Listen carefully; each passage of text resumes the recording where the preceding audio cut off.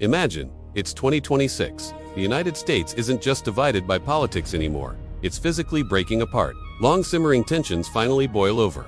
Governors openly defy Washington. National Guard units go silent, cutting ties with the federal government. And then, the systems we all rely on begin to fail. The power grid flickers and dies. Supply chains grind to a halt. Military bases, once symbols of national unity, now fall under local command. In just a few weeks, the world's greatest superpower shatters into two warring factions. Suddenly, the fight isn't about ideology, it's about survival. Control over fuel, food, and strategic territory becomes the only thing that matters.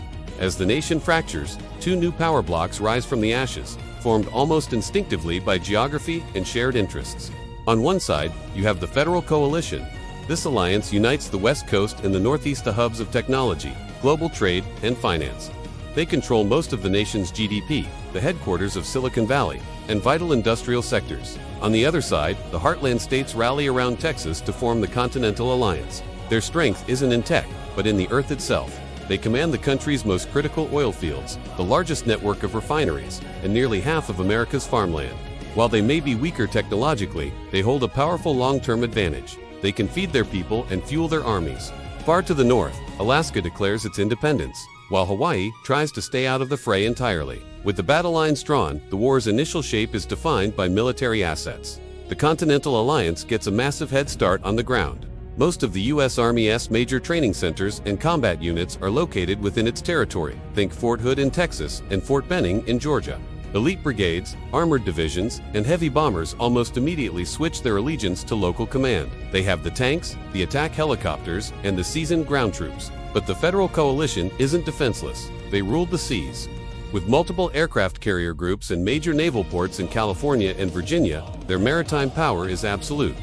They also control the nation's sophisticated cyber, space, and technological infrastructure assets that are indispensable in modern warfare. Almost overnight, vast stretches of the country turn into active war zones. On the East Coast, the I-95 corridor becomes a brutal front line. Continental armored columns push north, trying to seize key cities, but their advance stalls in the dense urban sprawl. Every overpass, every bridge, becomes a deadly choke point. Out in the Midwest, the great Mississippi and Ohio rivers become natural barriers. Continental forces are forced to attempt dangerous crossings under fire to capture vital rail hubs and food stockpiles. In Illinois and Ohio, defenders put up a fierce resistance. They blow up bridges, fortify riverbanks, and even sink cargo ships to block supply routes and keep resources from falling into enemy hands. But the real war, the one that will decide the ultimate winner, is fought far from the front lines. It's a war of logistics, and it begins with fuel. Most of America's refineries and aviation fuel reserves are in Texas and Louisiana, firmly in Continental hands. This gives them an overwhelming advantage. As they cut the pipelines, the Federal Coalition's powerful military machine begins to sputter. Naval fleets and air forces are forced to drastically scale back operations. They simply don't have enough jet fuel or diesel. The West Coast has some refineries, but they can't possibly make up for the shortfall. Attempts to import fuel from Alaska or Canada are risky, with supply lines vulnerable to long-range missile strikes. Right after fuel, the food system collapses. The problem isn't a lack of food, the fields are full. The problem is getting it to the cities. With transportation networks shattered, major urban centers are cut off. Shelves go bare, even as harvests rot in the fields. This logistical nightmare is compounded by the failure of the national power grid. The American grid, once a marvel of engineering, is split into three main sections. Without central coordination, they become unstable. The Northeast is plunged into rolling blackouts that last for weeks. The West, heavily reliant on solar and hydro, can't meet the energy demands of a harsh winter. Nuclear plants, starved of supplies and spare parts, face the terrifying risk of shutdown. For millions of civilians, life becomes a daily struggle for survival, further weakening the Federal Coalition's ability to fight. The conflict also rages in the digital world. U.S. Cyber Command sides with the Federal Coalition, but the Continental Alliance has its own army of skilled engineers and former military tech experts.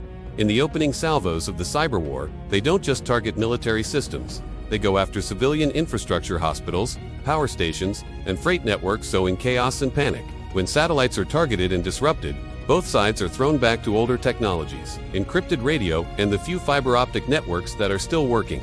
In a matter of weeks, the American internet as we know it ceases to exist. It splits into two separate, isolated systems.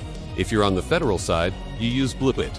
If you're with the Continental Alliance, you're on LoNet. From this point on, each population lives in its own information bubble, fed a constant stream of propaganda with no access to the other side's reality. And then there's the wild card, the guns. With over 400 million firearms in civilian hands across the country, local militias spring up everywhere.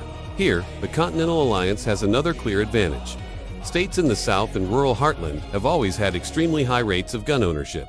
This gives the Alliance a ready-made force of millions of armed citizens, many of whom are experienced hunters or have prior military service. While the more urban states of the Federal Coalition also field civilian fighters, they are fewer in number. But for both sides, these militias are a double-edged sword. They are passionate and they know their local terrain, but they are also undisciplined and difficult to control. Without a clear command structure, these armed groups often create more chaos than they solve, turning neighborhoods into lawless territories. 2 years into the war, a bloody stalemate has set in. Neither side has been able to land a knockout blow, but the strain of the conflict is taking its toll unevenly. The Continental Alliance, with its control over oil and farmland, is proving more resilient. Its tanks are still moving, its planes are still flying, and its cities, though under strict rationing, are managing to function. The story for the Federal Coalition is very different. Their war effort is slowly being strangled. Fuel shortages have left entire armored divisions immobilized for months at a time. Their cities are plagued by power outages, food shortages, and growing civil unrest. The Mississippi River has effectively become a new Iron Curtain, dividing a depleted federal force from a better supplied Continental Army. By late 2028, the industrial might of both sides is crumbling. The constant fighting has exhausted their stockpiles of advanced weaponry. There are no more spare parts. To keep their war machines running, they resort to cannibalizing their own equipment. Tanks are stripped down for engines and transmissions. Fighter jets are grounded, their electronics ripped out to repair other aircraft. The war of maneuver and high-tech weaponry is over. It has devolved into a brutal, grinding war of attrition.